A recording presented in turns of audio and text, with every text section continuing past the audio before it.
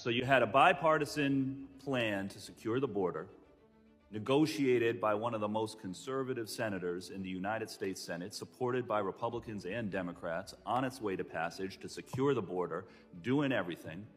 And what happened?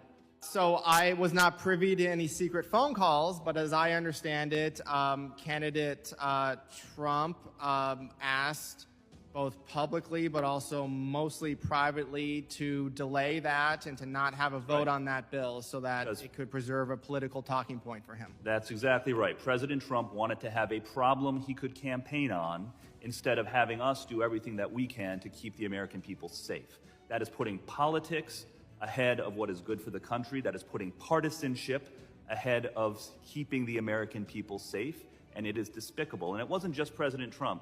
It was his allies as well. I want to read a quote from Senator Lankford, the Republican senator from Oklahoma, who said, quote, "A popular commentator threatened to destroy me if I negotiated the deal during the presidential election year, regardless of what was in it."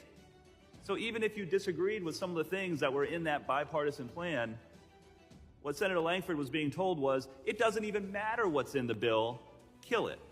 The commentator said to Senator Lankford, quote, this is from the senator, "I will do whatever I can to destroy you because I do not want you to solve this during the presidential election."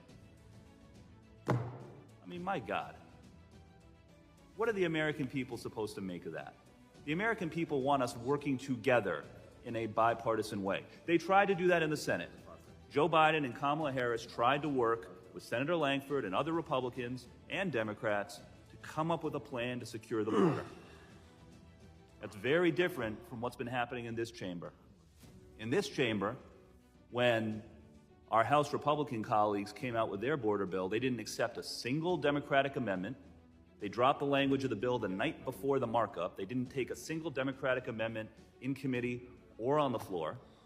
They passed a bad bill that had all kinds of things in it that didn't have anything to do with securing the border, things to ban electric vehicles at federal sites and deny funding to nonprofit organizations unless they conducted citizenship tests to people that they were serving, like crazy stuff, rather than working together across the aisle on a real bipartisan plan like they did in the Senate, like the Biden-Harris administration tried to do before President Trump came in and killed it.